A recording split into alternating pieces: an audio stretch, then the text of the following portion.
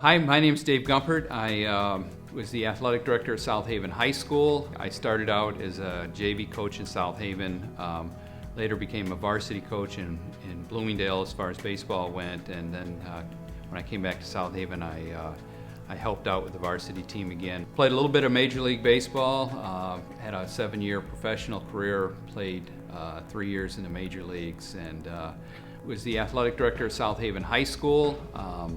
Worked there as athletic director for 12 years, was assistant principal for 1 year. Before I was athletic director there, I taught at South Haven for 5 years and at Bloomingdale for 8 years. Coaching softball now, I help with the varsity at South Haven. When I was in high school, I was a pretty small kid. Baseball player, obviously, didn't hit with a lot of power. I can remember we were at a game at Pawpaw, and I hit a ball that I knew was over the fence. Jim McClellan was our baseball coach then. He's coaching third base. Of course, he's telling me go, go, go, and I'm thinking home run trot because I just hit one over the fence. Well, long story short is it bounced off the fence, didn't go over the fence. Center fielder picked it up, threw me out at second base. Jim McClellan was not a happy guy. I was kind of embarrassed because I thought, oh, that's a home run for sure, and I get thrown out at second base. But that was a lesson learned story where I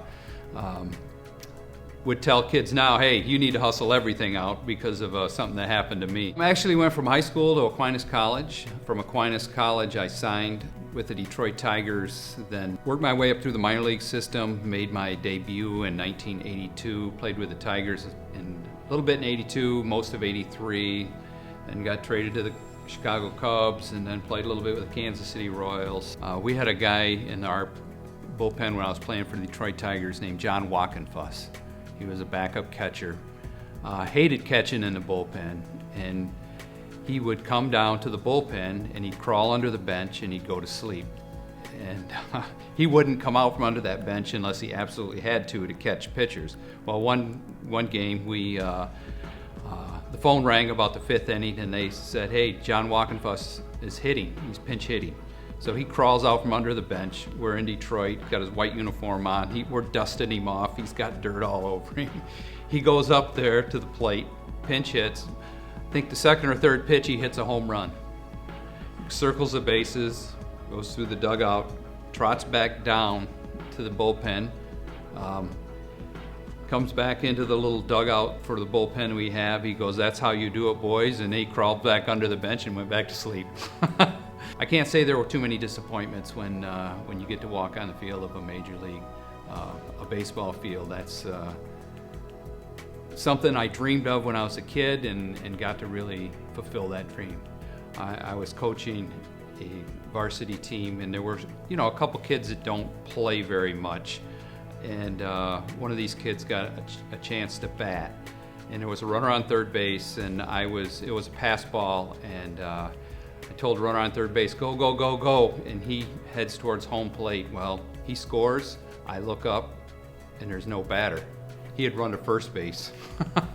And unbeknownst to him, it wasn't ball 4. It was a wild pitch, and he just ran because I said, go, go, go. He was coachable. He was listening, but he just didn't have a huge knowledge of baseball. That was one of the funny things that happened when I was coaching that comes to mind. I think one of the most rewarding things that as an athletic director, as a coach, is you see kids come in as freshmen, and they're kind of gangly, not confident in themselves, and by the time they leave after their 4 years, they matured, they gained confidence. You can really see they're headed somewhere in life, and you feel like you were a part of that. That's really a rewarding thing for me, is I touch the lives of kids, and obviously they touched our lives too.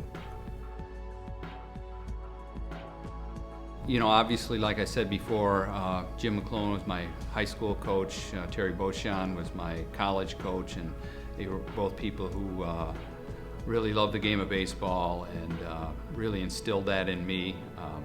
And I got to play for some really, really good coaches as I signed professionally too. I played for Sparky Anderson when the Tigers were kind of on a roll. Coaches like Jim Fry, Roger Craig, just people who you kind of glean a little bit of knowledge from all those people and kind of set you up where you are today as far as a coach goes. Don't be married to your job.